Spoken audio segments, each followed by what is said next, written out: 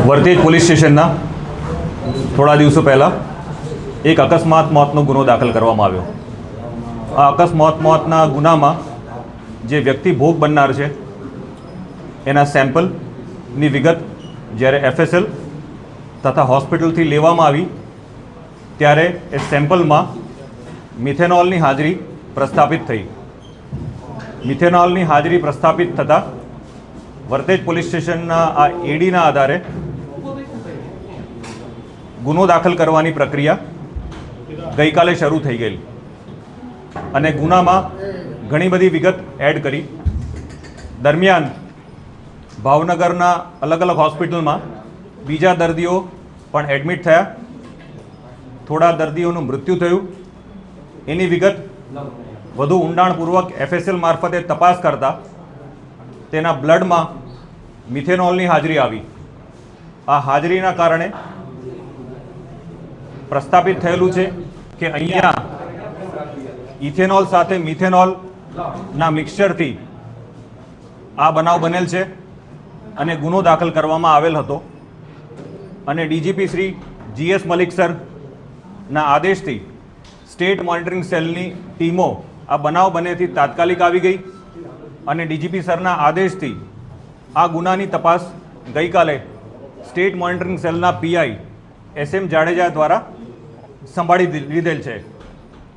આ બનાવ જે દિવસે શરૂઆત થઈ ત્યારે આ બનાવની ગંભીરતાને ધ્યાનમાં રાખી અને SMCની તમામ ટીમો ગુજરાતના અલગ અલગ જિલ્લાઓમાં જ્યાં જ્યાં શંકાસ્પદ વસ્તુઓ આવી હોય મળી હોય ત્યાં ટીમો મોકલવામાં આવી.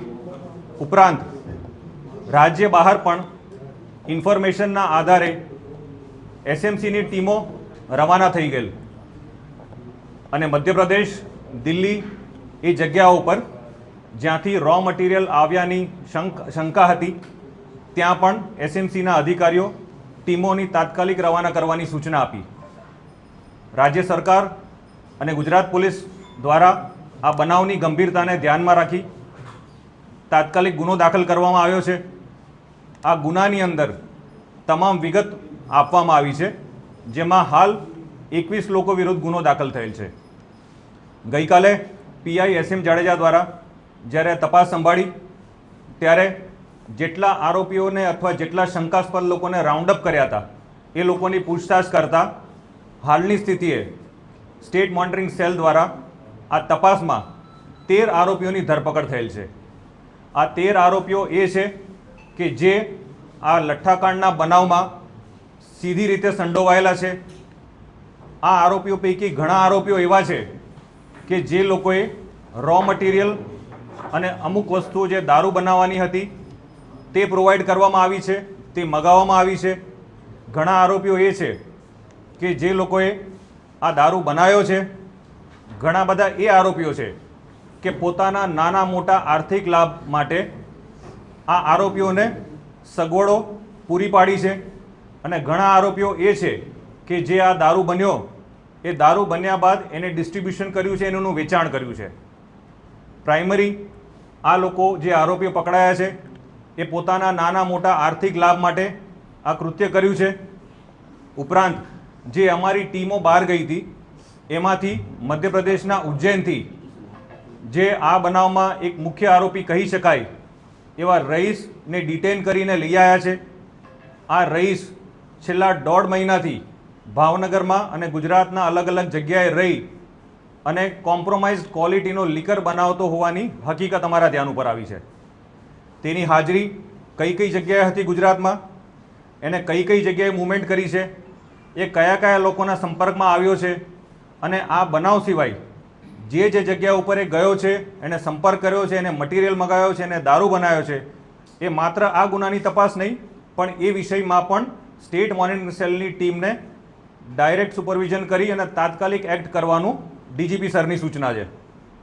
જ્યારે વર્તેજ પોલીસ સ્ટેશનનો બનાવ બન્યો ત્યારે DGP સરની એ ક્લિયર મેન્ડેટ હતો કે તાત્કાલિક એ લોકોને પકડો કે જે લોકોએ દારૂ સપ્લાય કર્યો છે અને દારૂ લીધો છે અને એ લોકોને આનું કન્ઝમ્પશન કરતા રોકો. તો છેલ્લા 2 દિવસની અંદર જે આ વસ્તુઓ બની છે, જે રઈસ અને એ ટોળકીએ આ જે લઠ્ઠો બનાવ્યો છે એ ક્યાં ક્યાં ગયો છે, એ આખી સપ્લાય ચેન કઈ છે, એ સપ્લાય ચેનમાં કોણ કોણ ઇન્વોલ્વ છે, અને લાસ્ટ બોટલ સુધી કે લાસ્ટ લીકરના ડોટ સુધી અમે લોકોએ પહોંચવાના પ્રયત્ન કર્યા છે. ઘણી બધી વસ્તુઓ અમે લોકોએ હસ્તગત કરી છે.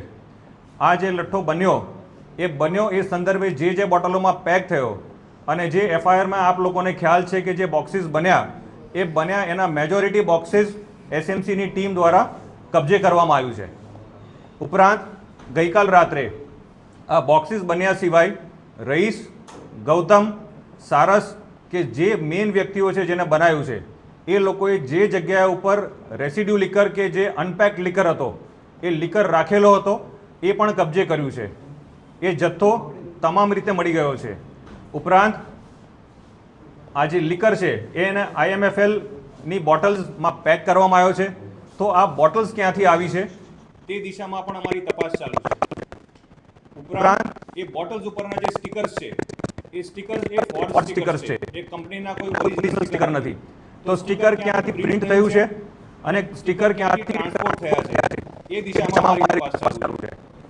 ઉપરાંત આ બોટલ પેક કરવા માટે, સીલ કરવા માટેના જે ઇક્વિપમેન્ટ્સ છે એ ઇક્વિપમેન્ટ ક્યાંથી આવ્યા, કોણે આપ્યા એ દિશામાં ચાલુ છે.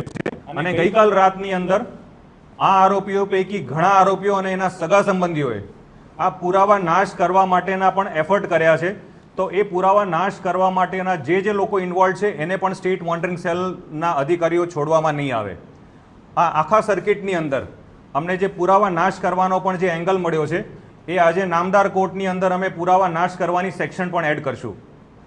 જે એફઆઈઆર આપના દ્વારા જોવામાં આવી છે અને આપના સમક્ષ મૂકવામાં આવી છે ઈ ગુજકોપ ઉપર, એ એફઆઈઆરની અંદર પ્રોહિબિશન એક્ટ અને અન્ય કાયદાઓ હેઠળ જે સૌથી કડક સજા થાય એ પ્રમાણેની સેક્શન લાગી છે. એ સેક્શનના અમે લોકો પુરાવા એકત્ર કરી રહ્યા છે. અને આજે 13 આરોપીઓ છે એ 13 આરોપીઓને અમે નામદાર કોર્ટમાં રજૂ કરી અને એના રિમાન્ડની પ્રક્રિયા કરશું.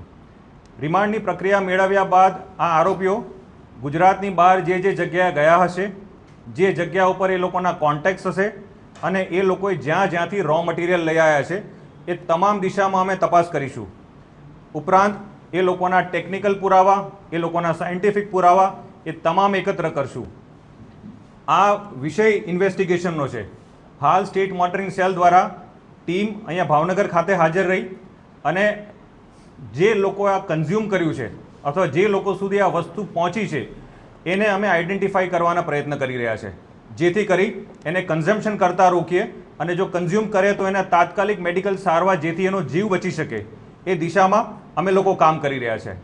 આગામી સમયમાં આપની સમક્ષ ઇન્વેસ્ટિગેશનમાં શું મુદ્દાઓ નીકળ્યા છે, કયા આરોપીની કેવી સંડોવણી છે, શું અમે લોકો દિશામાં કરી રહ્યા છે અને ક્યાં અમારી ટીમ કાર્યરત છે એ બાબતે આપને વધુ માહિતી આપશું. હાલ અમારી પ્રાયોરિટી આ ઇન્વેસ્ટિગેશનને પ્રોપર દિશામાં લઈ જવાની છે અને જો કોઈ વ્યક્તિ આનું કન્ઝ્યુમ કર્યું હોય તો અમે એના સુધી પહોંચીને એની હેલ્થને નુકસાન ના જાય એ દિશામાં અમે લોકો કાર્યરત છે. આપના મારફતે અમે તમામને વિનંતી કરીએ છીએ કે જો અહીંયા આ કન્ઝમ્પશન રિલેટેડ કોઈને પણ નાનું મોટું નોલેજ હોય તો તાત્કાલિક અમારો સંપર્ક કરવા તમામને વિનંતી છે. Thank you. નેક્સ્ટ હિન્દી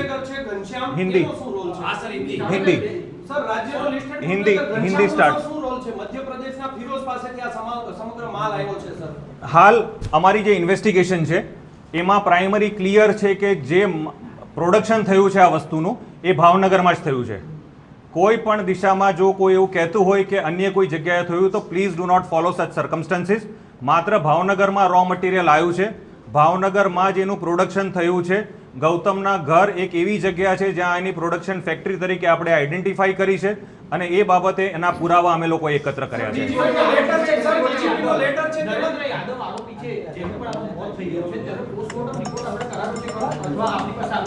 જે નરેન્દ્ર યાદવ જેને એફઆઈઆરમાં પણ અમે બતાવ્યો છે એ વ્યક્તિનું મૃત્યુ થયું છે. આ નરેન્દ્ર યાદવ એ વ્યક્તિ છે કે જે મધ્યપ્રદેશથી 1 કે 2 દિવસ પહેલાં આવે છે અને આ જે લઠ્ઠાવાળો મિથેનોલ યુક્ત દારૂ જે બનાવ્યો છે એ બનાવવાની પ્રક્રિયામાં એ જોડે હતો અને એને બનાવ્યા પછીનું એનું પ્રાઇમરી પહેલો કન્ઝમ્પશન કરવાવાળો વ્યક્તિ એ છે. જ્યારે અમારા ધ્યાન ઉપર આવ્યું છે ત્યારે નરેન્દ્ર ઓલરેડી અહીંયા સારવાર લઈ હોસ્પિટલમાં ડેથ થઈ ગયું છે ને એ MP જતો રહ્યો હતો જ્યાં એનું પોસ્ટમોર્ટમ થયાની વિગત છે. હાલ એ અમારા કેસનો આરોપી છે પણ પ્રાઇમરીલી એનું મૃત્યુ થયેલું છે. સાહેબ, તેની ડેડ બોડી કોની કહેવાથી મોકલી દેવામાં આવી હતી? કેટલી બોટલો બની હતી, કેટલાનો કબજે લેવાયો છે અને ક્યાં હાલ જે તમે એફઆઈઆર જોશો, એફઆઈઆર ની અંદર અમે ડિટેલમાં કેટલું પ્રોડક્શન થયું છે એ કર્યું છે. ઉપરાંત અમે ઘણો બધો જે રો ફોર્મની અંદર અમે લીકર કબજે કર્યો છે અને થોડું જે છે હાલ અમે લોકો શોધી રહ્યા છે. તપાસનો વિષય છે. Within a day or two હું તમને એક્ઝેક્ટ ફિગર આપી શકીશ. સર, ડીજીપી સાહેબના નામથી જે પત્ર લખવામાં આવ્યો છે તેમાં લખ્યું છે ઘનશ્યામ નામનો જે મધ્યપ્રદેશનો ફિરોઝ છે તેની પાસેથી સમગ્ર માલ આવ્યો છે. સુરત એસપી ને સુરત ગ્રામ્ય એસપી ને પણ ધ્યાન દોર્યું. મેં તપાસના વિષયમાં આપને સ્પષ્ટ કર્યું કે અહીંયા જ લીકર બનેલાની હકીકત તપાસમાં આવી છે. એ લેટર બાબતે હાલ નહીં કમેન્ટ કરી શકું, પરંતુ તપાસના ઇન્વેસ્ટિગેશનમાં ક્લિયર છે કે ભાવનગરમાં રો મટીરિયલ આવ્યું અને ભાવનગરની અંદર જ એનું પ્રોડક્શન થયું છે. અનેક જગ્યાએ ગયો છે સર, ક્યાંક બીજે બનાવ્યો હોય શક્યતાઓ ખરી? હાલ અમે લોકો એ દિશામાં અલગ અલગ ટીમ બીજી જગ્યાએ ગઈ છે. જે રહીશ છે એ મેઇન કિંગપિન કહી શકે એવો વ્યક્તિ છે. તો રહીશની મુવમેન્ટ ગુજરાતમાં જે ડિસ્ટ્રિક્ટમાં કે જે શહેરોમાં છે હાલ તમામ ટીમો ત્યાં પહોંચેલી છે અને એ બાબતે જો એને ક્યાંય બનાવ્યો છે તો એ અમે આપની સમક્ષ આગામી સમયમાં લાવશું. ડોક્ટર છે સાહેબ, નરેન્દ્ર ડોક્ટર. શું કહો છો? હા, જે સરખેજમાં છે, જે ટ્રાન્સપોર્ટર છે, એટલે સરખેજ કોઈ સ્પેસિફિક સ્પોટ નથી. રો મટીરિયલ બીજા સ્ટેટમાંથી આવેલું છે. ઇથેનોલ, મિથેનોલ કે એનો એસેન્સ કે એનું સ્મેલ માટેના જે કેમિકલ્સ છે અલગ અલગ જગ્યાથી આવ્યા છે અને પ્રોબેબલી રિમાન્ડના પ્રોસેસ દરમિયાન અમે આપની સમક્ષ એ વિગત કાઢીને રજૂ કરશું. હાલ એ કઈ બાબતે કમેન્ટ નથી કરવી, પણ હું તમને એની વિગત પોસ્ટમોર્ટમના રિપોર્ટ આવ્યા પછી આપીશ. સર, મિથેનોલ છે તે ભચાઉ ખાતેથી ખરીદવામાં આવ્યું છે. ત્યાં ભચાઉ પોલીસે પણ આરોપીને કબજે કર્યા છે. કચ્છ મુન્દ્રા સુધી તપાસ. એ વાત એવું વિષયનો કોઈ તથ્ય નથી. કેટલા આરોપી બાકી હવે? હાલ 21 આરોપીઓ જે એફઆઈઆરમાં છે એમાં નરેન્દ્ર યાદવ છે એનું મૃત્યુ થયું છે. અમે લોકોએ 13 આરોપીને હસ્તગત કર્યા છે. રહીશનો જે મેઇન રોલ છે, રહીશને અમારી ટીમ મધ્યપ્રદેશથી લાવીને ભાવનગર લઈ આવી છે. એને એરેસ્ટ કરવાની ને એને પૂછપરછ કરવાની પ્રક્રિયા ચાલુ છે. આ ઉપરાંત અન્ય જેના રોલ નીકળશે એની અમે એફઆઈઆરમાં એડ કરીને આમાં ઇન્વોલ્વ કોઈ પણ વ્યક્તિને અમે છોડશું નહીં. સર, નરેન્દ્રનું શબ છે તેનું પીએમ કર્યા સિવાય સર જવા દેવામાં આવ્યો છે. સર, નરેન્દ્રનું શબ છે કોર્ટમાં ક્યારે રજૂ કરાશે? આજે સાંજે. સર, નરેન્દ્રનું શબ છે તેનું પીએમ ન કરાવવામાં આવ્યું. ભાવનગર પોલીસના કોઈ અધિકારીને તેમાં સસ્પેન્ડ કર્યા છે. શા માટે આવી તેમને કામગીરી? અમારું કામ તપાસનું છે, એ બાબતે કે કોમેન્ટ ના કરી શકું.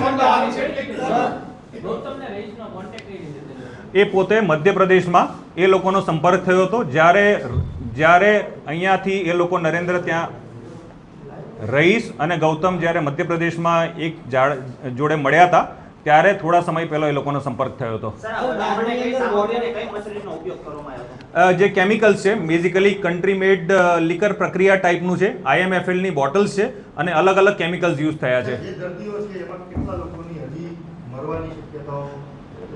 એ હું કમેન્ટ ના કરીશું. ડોક્ટર આપણે કહી સર, શકશે. ગૌતમની તપાસમાં સામે આવ્યું છે કોઈ પોલીસ અધિકારીને હપ્તા આપતો હોય વર્તે જ ના. એ બાબતે તપાસ અમારી દિશામાં છે જ નહીં. હું આપને પાછું રિપીટ કરીને કહું છું કે અમારી તપાસ ઇન્વેસ્ટિગેશન જે લઠ્ઠાકાંડ છે એ બાબતે છે.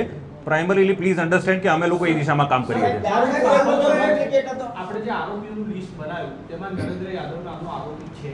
તેનું મોત જ્યાં પણ થયું હોય આપણે એની ડેડ બોડી પીએમ કરાવ્યા વગર પાછી કેવી રીતના આપી અને તે મામલે રહસ્ય શું છે સર?